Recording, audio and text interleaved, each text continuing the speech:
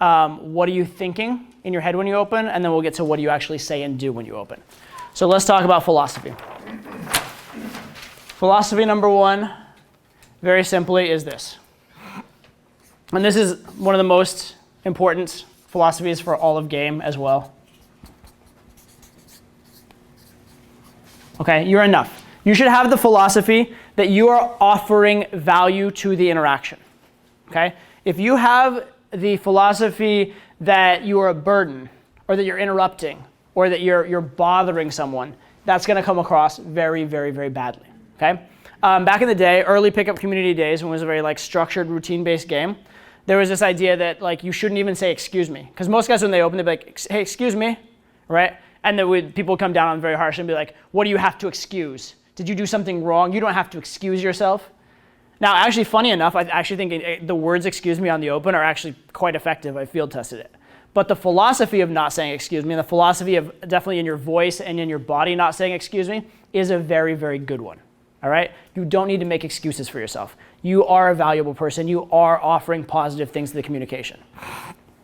I mean, think of it this way. There's this concept, very big concept in the game. It's called transference of emotion, right? If your emotion about yourself is I'm bothering you, I'm interrupting, I shouldn't be here, I don't deserve to be here, that's immediately going to transfer to the girl, and she's going to feel that. And she's going to look at you and be like, oh, he doesn't think he should be here. I guess he shouldn't be here. I guess he's offending me, or I guess he's bothering me. And she'll respond in kind. All right, so the first thing is you're not interrupting. Actually, you know what? You are interrupting, but you're interrupting with something better. Okay?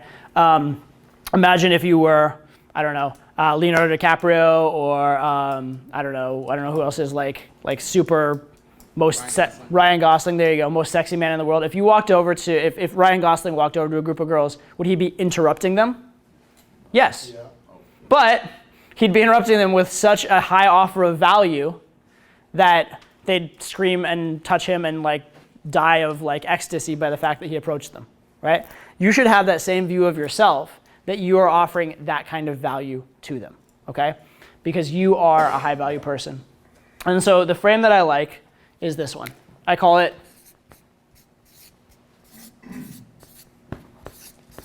the $10,000 check frame, right?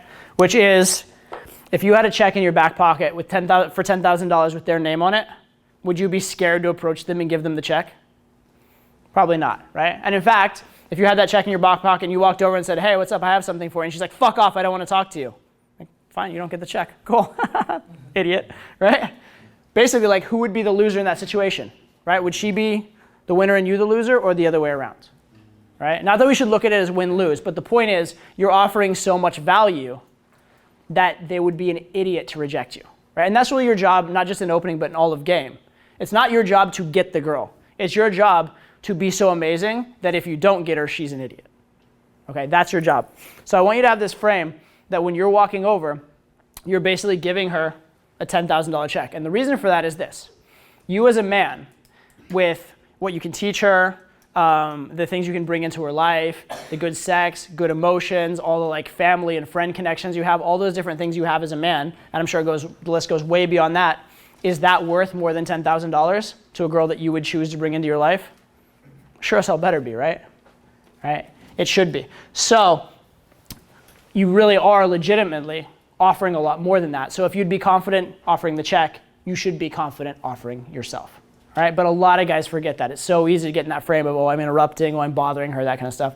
The fact of the matter is you're not. Okay? The fact of the matter is you're offering something of unique value that she'll never be offered again in her entire life. It's a once-in-a-lifetime opportunity and the best she'll ever get.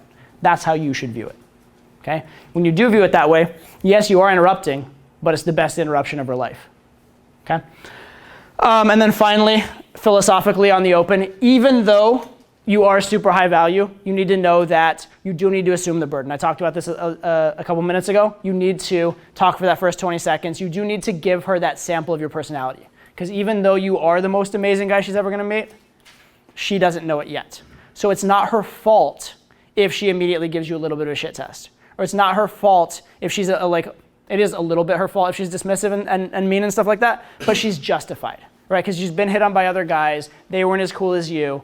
If she only knew how cool you were, she wouldn't do that, but she has no way of knowing it yet, okay? So if she does give you a little bit of shit at the start, or if she's not immediately open, it's okay to give it another 20 or 30 seconds, let her actually sample your personality, okay?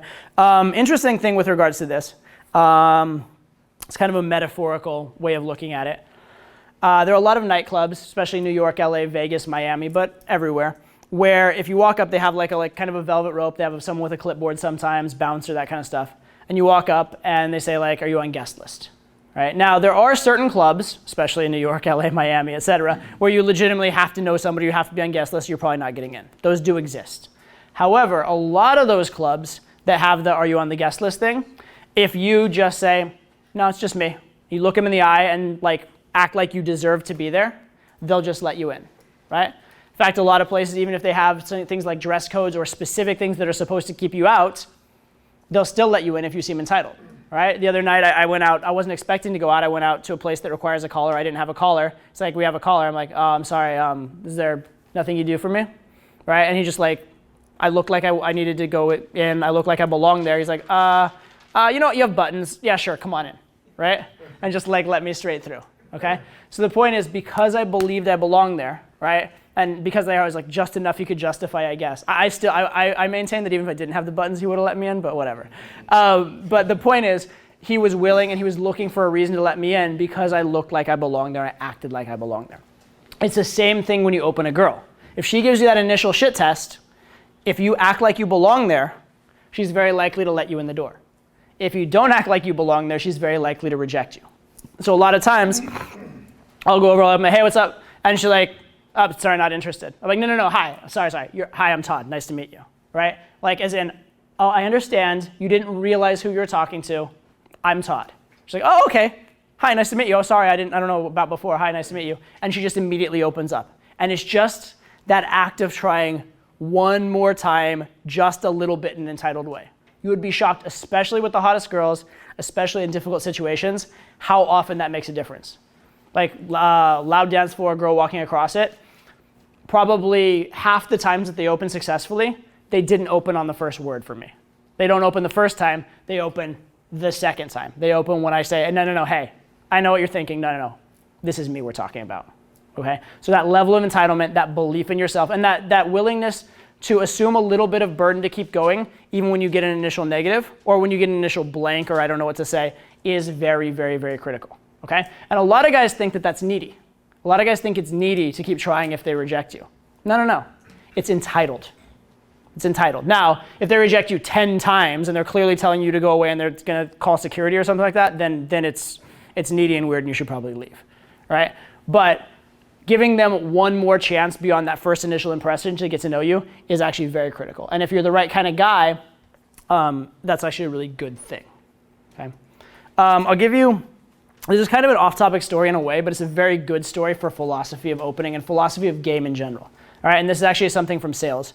This is a story, it's a Zig Ziglar story from when he was doing sales. And what happened is he was selling, I think it was cookware in like the rural South in some area where like everybody kind of knows everybody. So we went to this one particular person, who's trying to sell him this cookware. And I'll give you the sort of long version of the story. So the guy says to him basically like, I can see these pots are really good, I'd like to buy them. But look, I have the money for those pots right here and you're not getting it because I want an indoor toilet and I've been saving up for it and that's what this is going for, that's that, right? And so he kind of like bought into it, was like, well, you know, he'd grown up without that himself. He understood where the guy was coming from. He's like, okay, sir, I understand. And he just packed up and left, right? Packed up, didn't try to sell him anymore, just left. And he thought that was the end of it. A couple days later, he's talking to like the niece of this man and she comes up to him and says, is it niece's uncle? Yeah. My uncle hates you. My uncle's pissed off at you. He's like, why? Like, I'm a nice guy. Why is he pissed off at me? He says you refused to sell him some cookware. Like, I didn't refuse to sell him anything. I'll go sell him. I'll go sell him right now. Let's go over there right now. All right? And she's like, no. He won't buy it from you anymore. He doesn't trust you. Right? And he said it took him a long time, like years in his sales career, to figure out what was going on there. But here's what he realized eventually. The fact that he knew he had a good product for the man, and he knew he had a product that would help the guy out. And the man knew it as well. And then when there was any any resistance, any sort of pushback, he didn't try, that says one of two things. Either A, he was lying to the man and it wasn't a quality product, and so he just gave up, or B, he didn't care enough about the guy to give him the product. Didn't care enough about the guy to help him out and show him why. Okay? It's kind of the same thing with you as a man. If you are a good alternative for the girl, if you are the right type of guy for her, you owe it to yourself, not so when she gives you that immediate offhand rejection before she even knows you, you owe it to yourself and you owe it to her if you are a high value guy and a good decision, you owe it to make one more try. Does that make sense? Because if not, either you really aren't high value or you just don't give a fuck enough to like actually show it to her, right? Either of which is immediate disqualification. Does that make sense? So you need to be willing to assume that burden. You need to have that faith that you are high value, right? So be entitled enough to be a little persistent and needy, a little bit. Let's talk about execution. All right. Biggest things that I see guys do wrong on opens. The first of these are going to deal with moving sets. So let's say that a girl is walking. So we have girl, and she's walking this way. Now, basically, there are two kind of ideal ways that you're going to stop her. One is you're here, and you want to basically plant yourself, stop, and then have her, by the time she gets to you, stop and talk to you. Right? That's one very ideal way. If you do this, you want to start talking from distance. Okay? And there's a reason. Does anybody not mind having their back of the head in video? You want to stand up and hop up? Okay, so go back kind of towards the camera and just walk towards me. Okay, so if he's walking towards me, go ahead and walk, and then I'll tell you when to stop. Okay, stop right about there. Okay, if I wait until we're about, is this out of the shot or no? Does this work? If I wait until we're about this close to stop him, if he takes one step, take one step, he's already past me, right? So I had a fraction of a second to get his attention, start a conversation, make things happen. It's a very small sample of my personality, so the likelihood of him stopping is much less. If on the other hand, I start talking from right here and we talk all the way between here and here and I kind of plant my feet, now it would be very weird and awkward for him to just keep talking at this point. Okay? So now he has more of a sample of my personality and there's a lot more social pressure and social inclination for him to go ahead and stop. Okay, so what you want to do when you do these kind of like stopping set things is you want to open from distance, right? Also, opening from distance, thank you by the way, opening from distance allows you to use your nice loud voice, right? So it's conveying that you believe what you're doing is good. It's also what you would do with a friend. What I see a lot of guys do is they see a girl from far, far away and they kind of like notice her and then they kind of look away and they wait till they're close like, oh, hey, what's up? Right? As though they just noticed her, which is the weirdest, creepiest thing ever. And the girl knows. It's like, oh, this is weird, right? Here's another rule of opening. You should open a stranger the same way you'd open your friend in that situation, okay? So if you do some weird convoluted thing to open that you wouldn't do with a friend, it's gonna come off weird, right? I see a lot of guys, say for example, we'll take this guy in the front here, he's sitting down. If I were to open him, a lot of guys, what they'll do is they'll kind of like walk over, like kind of turn their back, think about it for a second, maybe walk over here for a second, and then like casually be like, oh, hey, so what time is it? Right? And they go like the most indirect open when they've clearly been hovering around, nervous about the approach, and they go in, right? That's automatically wrong on so many levels, right? It's conveying that it's a big deal. It's conveying that like you think you're being creepy. And then on top of all that, you like finally got the courage to open and you opened with like, what time is it? Right? It's just such bullshit. Much better is, hey, what's up? I thought you were cute, nice to meet you, etc. Okay? So that's more like what you want to do. You want to approach the same way you would a friend in that circumstance. And if you saw a friend walking towards you, would you like wait quietly until you're one step away and be like, hey, what's up? No. You'd be like, hey, how you doing, right? Oftentimes, another thing with distance, by the way, is as soon as you make eye contact. As soon as you make eye contact, you need to do something. So say if I see a girl from like 50 yards away, I make eye contact, even if she can't hear me yet, I'd be like, hey, what's up? And wave or something. Or I might just wave, right? Because that's what I would do with a friend. And then she's walking and she's thinking, do I know this guy? But she's already thinking about it in her head because she's curious about it. She's already kind of decided in her mind to stop, right? So I've already opened successfully even before I've opened my mouth, right? And why? Because that's the way I would have done it if she was my friend. I'm simulating her already being a friend, so she acts as such, okay? You'll know you're opening well If occasionally you're about 30 seconds or a minute in conversation, and it's going well, and the girl's like, excuse me, I'm sorry, I feel rude, but where do I know you from? Right? Because she just assumed, because of the way you're opening, that you must know her already. Okay, so take that sort of vibe of familiarity. Very, very useful, very, very critical. So that's walking towards. You want to open from distance. The other thing is you want to plant your feet. Right? If you like immediately turn and start walking with them, then they're not going to stop, and now you're going to be led by them instead of leading them. Okay, so when you can and when you decide to, if you're deciding to stop them, plant your feet and stop them with your voice rather than stopping them through chasing. Another very, very good way to do an open. You want to stand up again real fast? You can face this way again. Let's say I'm coming from behind him. You can face this way and go forward. Okay, if I'm coming from behind, two very acceptable ways from behind. Take one more step forward. Okay.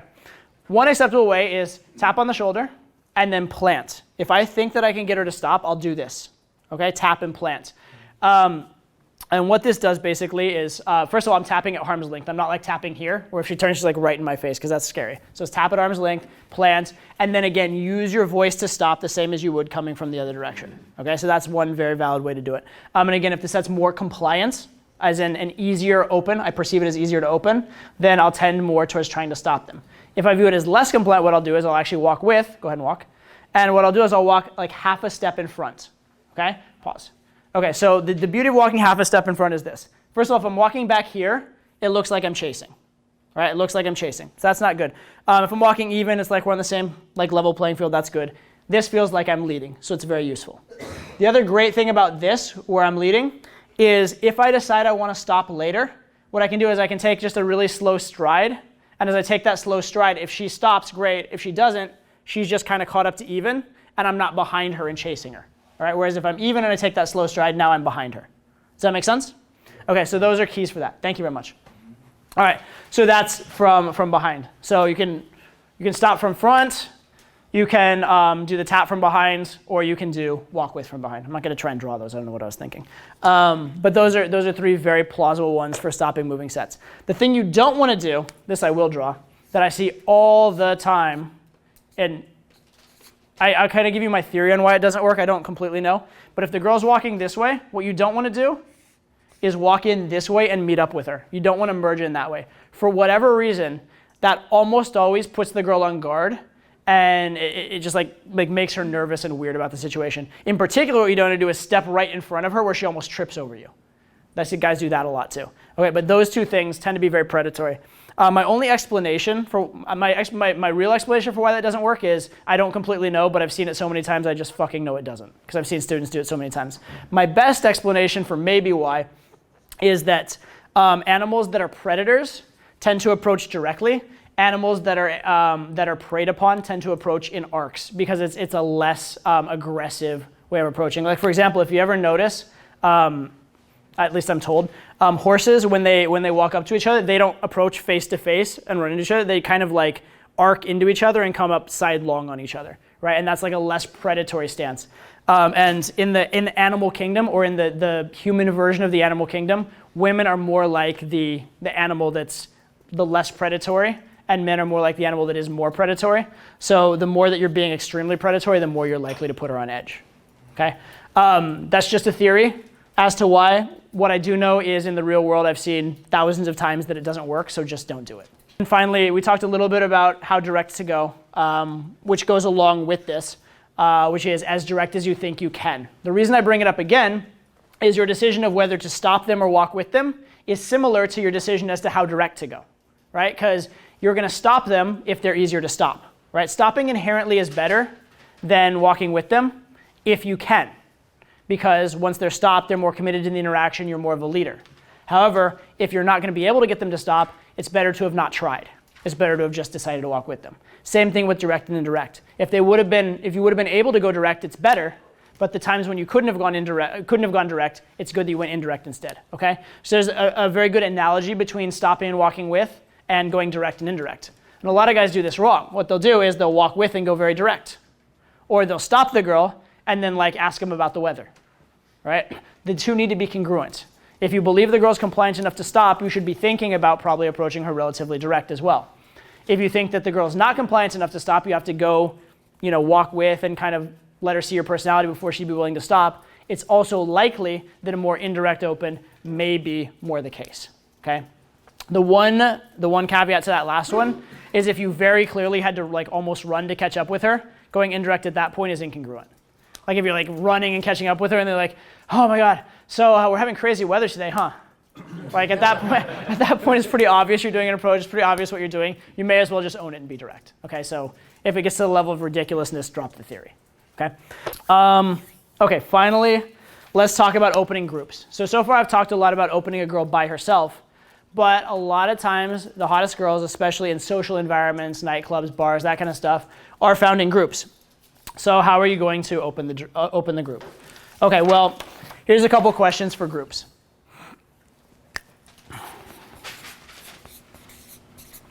First question with groups is this. How many? How big is the group? Why does this matter? Why does it matter how big the group is? Because they could overtake you from, like, kind of like predatorial, dude. They could overtake, they could beat you up. Right. 6 is better than like 2, or 3 is better than 2, because 2, then it's like you're going out as a group yourself. You don't want to lose your only anchor, but like 6, you can, like, how many people are good friends within 6? Like, they might, there's probably good friends with 1 or 2. Cool. I like everything you said. I don't like the fact you said better, but it's different for sure. 6 is definitely different than 2. Absolutely. But yes, you're right in the sense that if the group's bigger, it's easier for you to isolate the one girl. So here's how I kind of look at it. If you have one girl by herself, then obviously you're just approaching her, obvious. If you have two girls, you have to approach them both. Because if you approach just the one, then you're leaving the other girl by herself. She'll be bored, she'll be annoyed, that's not good for her. If it's 3, now it's kind of an interesting decision. 3 is an interesting decision. It may be that you can get these 2 to pair off and you can just take the other one, maybe. Or it may be that you have to open all 3 together.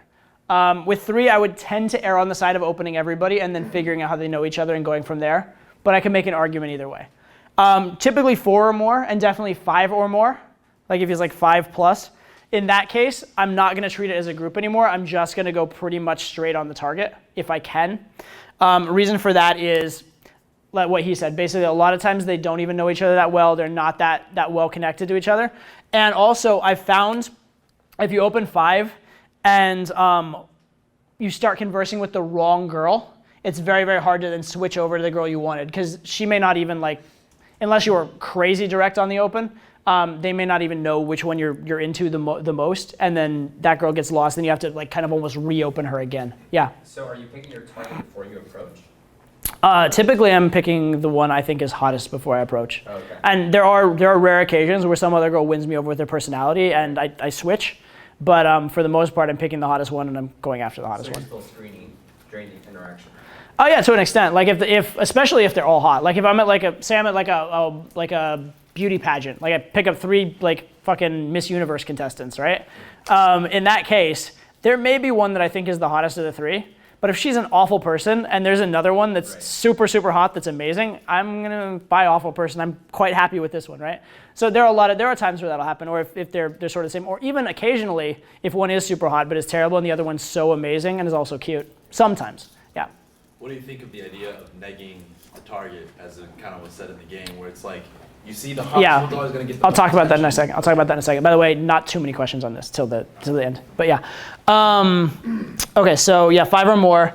Typically, I'm going to gonna go on the individual. The exception to that with these big groups would be if there's not an option to go straight on the girl, either because you think the social group will be very protective, or because she seems highly non-compliant. She seems very much like she'd be hard to open. In those cases, I will go indirect on the group. And that's the case where I'll do what he talked about, which is what's called active disinterest, right? Active disinterest, briefly, is say there's like 5 of them. Let's say that this is the one I want right here. In that case, but I think they might be like protective or whatever. So I go in here, I talk to kind of everybody. And then what I'll do is I'll be fun and interesting, but kind of platonic with everybody. And then I will do things that are polarizing or intentful only with the one girl that I'm interested in. right? And those can be very positive, or they can even be polarizing and intentful in a negative way, as in like, you and I will not get along, actually is an intentful phrase, and it actually is a phrase that indicates a budding relationship, but it does it in a negative. So that's valid as well. But I reserve like things that show intent and things that create a relationship dynamic only for the girl I'm into. So it becomes clear over time the one I'm into, okay? And that's called active disinterest and a little bit of like old school group theory. So that can be useful as well. However, typically with the 5+, I would prefer to just go straight on her if I can. This is only for a situation where it would be difficult, right? Oftentimes though, I will be doing this in the 2s and 3s. Because in the 2 and 3 situations, I do kind of have to engage the whole group, right? I can't leave anybody out. So in those cases, I'm talking to everybody and then picking one from there, okay?